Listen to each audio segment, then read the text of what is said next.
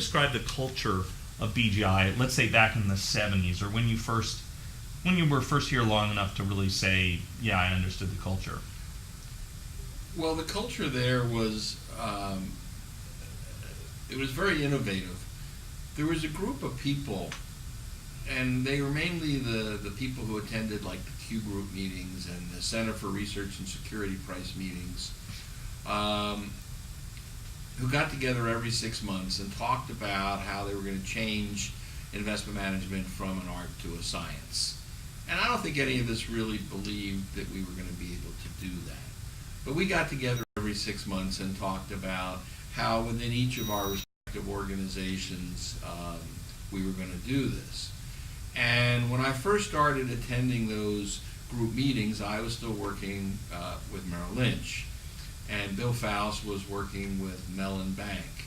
And also at the meetings would be Bill Sharp, Jack Traynor, Myron Scholes, Fisher Black, Modigliani, Burt Miller, Bob Merton, the who's who of quantitative finance. But we were all kids. We were all young guys. And we'd get together, and Brinson was there all the time, and Marty Leibowitz from Solomon Brothers, and we'd get together every 6 months, and people would present papers on academic studies of the markets of one type or another, and we'd debate what was going on and talk about wouldn't it make sense to do all this stuff scientifically. But I don't think we ever really thought it would happen. And when Bill Faust came to Wells Fargo in the mid-'70s and joined up with Mac McClown, they were going to try to do some of that. And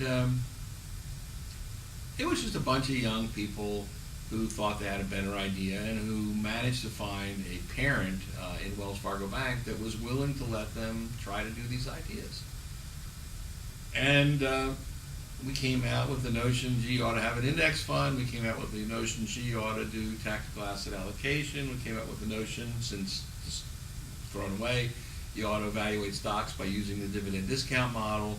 But we basically tried to scientize what we were doing, and we were able to make enough progress that the Wells Fargo just let us keep doing it. And we were very much not a part of the bank. They kind of accepted what we were doing and tolerated us and checked up on us now and then, but the inmates were running the store.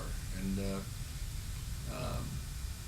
I don't think any of us ever really thought that we'd get to this kind of a level. But we thought we were making progress, doing the right things, and it was fun. It was creative, and it was new and evolutionary. How hard was it back